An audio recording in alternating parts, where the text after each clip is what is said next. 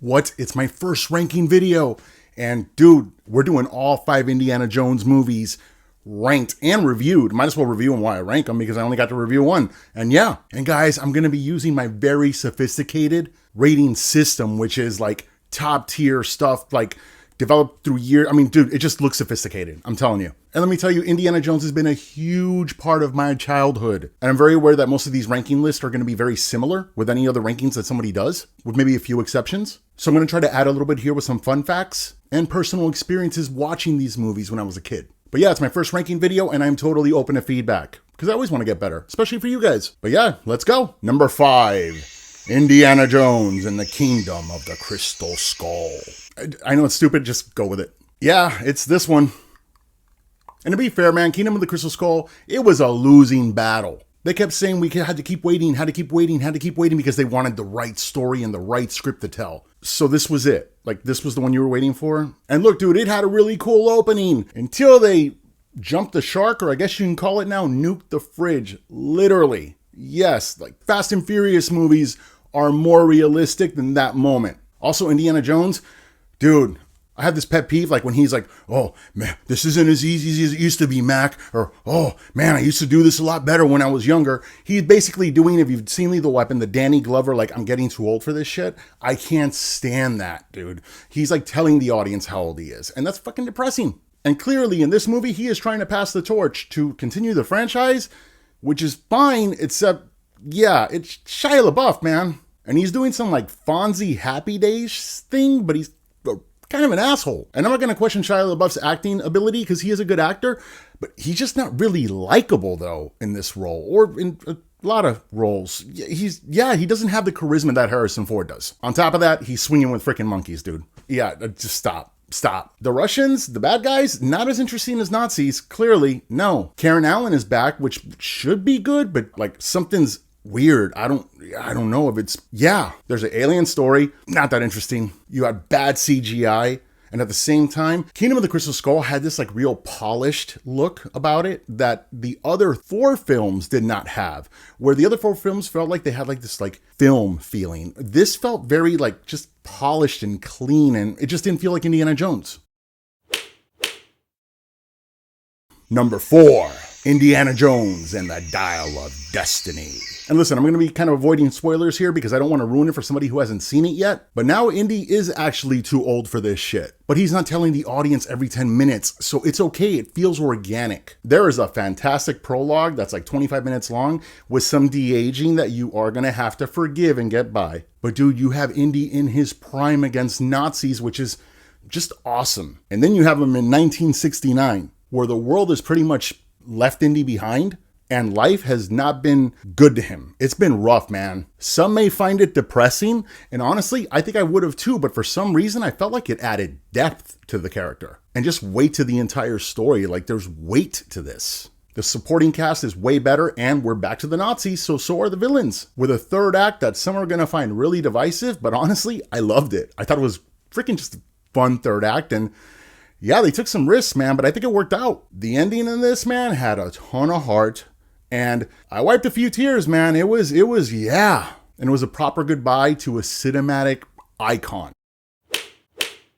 Number 3. Okay, before I get to number 3, please bear with me and hear me out. Before you go all keyboard warrior, I am well aware that Last Crusade is a better film than Temple of Doom. Yes, I realize that. Yes. But there's something to be said about the age that you are when you see a film in a theater versus another film. Yeah. Number 3, Indiana Jones and the Last Crusade. What a great idea. Sean Connery as his dad, amazing chemistry, and the relationship and banter are the standout in this film. You could watch these guys together all day. It even adds to the action scenes. There's the part where Indy's riding on the motorcycle with his dad and there's freaking Nazis right there, and he grabs a stick and puts it through the freaking wheel thing and the Nazis freaking fly, and Indy's like, haha, like all giddy, like a school kid, and he looks at his dad and his dad's like unimpressed, and Indy's like, fuck. That's just magical, dude. That chemistry is awesome and it makes this film. Unfortunately, there are some things that I'm a little critical about this movie. I was never a huge fan of how this movie ended. It felt kind of like neat and rushed. what's his name drinks the wrong cup. He freaking goes all crazy and dies. And then Indy goes out there and all of a sudden there's like an earthquake and everyone leaves. The bad guys leave and then they come outside and then Sean Connery and Indy just have this like after school special like life lesson conversation for a second. And then they ride off to the sunset. And it just felt very neat and just quick. I don't know. It was just, yeah, still cinematic masterpiece by all means. Last Crusade is a fantastic film. And it's magical shit. Number 2, Indiana Jones and the Temple of Doom. I think I was like 7 or 8 when I saw this. This is the first Indiana Jones movie I remember clearly seeing in the theater. Dude, like everything was done up like a cave. You had a big thing that says, will Indiana Jones survive the Temple of Doom? And I was a little kid. I was like, oh my God, is he going to live? Yeah, I mean, obviously studio. He's not going to die. They want to make more movies. But as a kid, you don't know that. It was cool, man. Fun fact, Temple of Doom was the first movie that was rated PG-13. Because of the scene where they pull the heart out, the MPAA was like, no, bro, you're getting a rated R. Spielberg's like, you know what, bro? I know people. And he pulled some clout and they came up with a new rating system, which they really should have a long time ago because, newsflash, Jaws and Poltergeist are both PG movies. Some kids had therapy because of that shit. Yeah. But yeah, this is a prequel to Raiders of the Lost Ark. And Indiana Jones in this is a badass, dude. You also have Short Round, who normally should be annoying, but he's cool as shit. He's kind of fun. Yeah, the annoying title goes to Willy Scott, his love interest, played by Kate Capshaw. But I don't think it's Kate Capshaw's fault. I mean, she was doing what the script says to do. So on camera, I guess she was okay. She did good off camera too, because she ended up marrying the director. Yep, her and Steven Spielberg. God knows he probably had fun shooting that movie. Anything goes. But yeah, bro, Temple of Doom is dark as shit. Like they take all the kids from the village and they bring them to like the palace where they have like a really shitty daycare where they make the kids like dig for like rocks. It's horrible. Then they like freaking torture Indy with like voodoo and stuff like that. They have super gross dinner stuff with like the bugs. Yeah, the movie is having fun. The third act in this, bro, this is a freaking roller coaster. And I'm talking with like literally with the freaking mine carts. That was like, wow, when you're a kid. I mean, it looks aged now, but when you're a kid, you're like, that's fantastic. Indiana Jones also, dude, his coolest look to me when I was a kid was his look in this movie in that third act when he's got like his shirt ripped and one sleeve missing and he's got the whip and the sword. And I'm like, you look like a badass, bro. Like, you're my hero. Han Solo on Safari. How do you not love this guy, man? And then they do the bridge scene and first time ever in an Indiana Jones movie, a curse word, he's in the bridge and one side's bad, the other side's bad. He's in the middle and he's like, oh shit. I'm like, as a kid, I'm like, Indy just said, oh shit. Now he's really my hero. He's cool. And yeah, I love the third act in this and it is my number 2. I know again, Last Crusade, better film, but this movie just in my heart, man. Number 1. That sounded stupid. Let me try it again. And number 1. Not much better, but Raiders of the Lost Ark.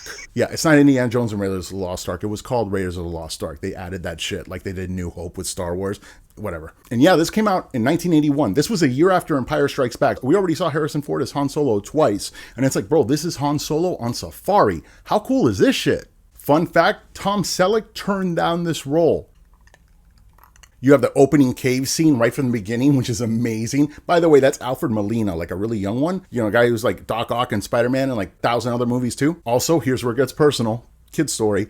I was like 5 when I saw this. I didn't grasp things. I loved the movie, but when I left, I was really disappointed. And my dad was like, why didn't you love it? And I was like, because one of the bad guys got away. And he's like, which one? I'm like, the boulder. True story. I'm sharing it with you guys. That's what happened.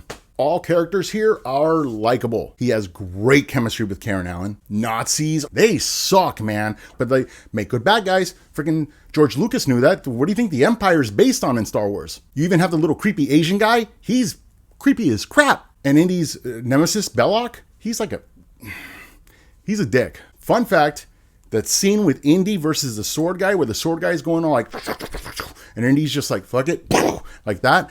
Reason that happened, there was a real choreographed battle that they had. Dude, he ate something wrong and he had the runs, dude. Like Harrison Ford was trying not to poop himself. So he improvised that scene. And dude, that's a classic. And there is such great action in this. It's all practical effects and it just feels real. It's something you don't get with CGI. And again, the convoy scene with Indy when he goes after the freaking Ark and he's doing all this crap and going under the truck and all that. That's like cinematic. That's like, yeah. Then you have the great ending with the Ark. Dude, I love 80s, like that horror stuff, like their faces are melting and stuff. And you're like, because they didn't close their eyes and you're like, that's awesome. I miss 80s effects. And I love the horror element in this movie. I do have to say, just a thought, what if Indy never interfered and he just gave them the Ark? Chances are they might have opened that in front of Hitler and everyone. World War II would have ended right there. Yeah. But anytime you look something up, there's like the action adventure category. It's always like a slash. To me, this is a perfect example of a pure adventure film. And even though I can't say this is the greatest action film ever made, because there's argument there, I do think Raiders of the Lost Ark is the greatest adventure film in cinematic history, and it is absolutely a freaking unicorn. So guys, it's my first ranking video. Please go to the comments. Tell me like, dude, you suck at this. You're good at this. Maybe I suck at all of it. I don't know, but let me know. Also, what's your ranking on what is your ranking on the Indiana Jones movies? And yeah, tell me in the comments. Let me know. Please also like, subscribe, and whatever, all the stuff that I have. And thanks for watching.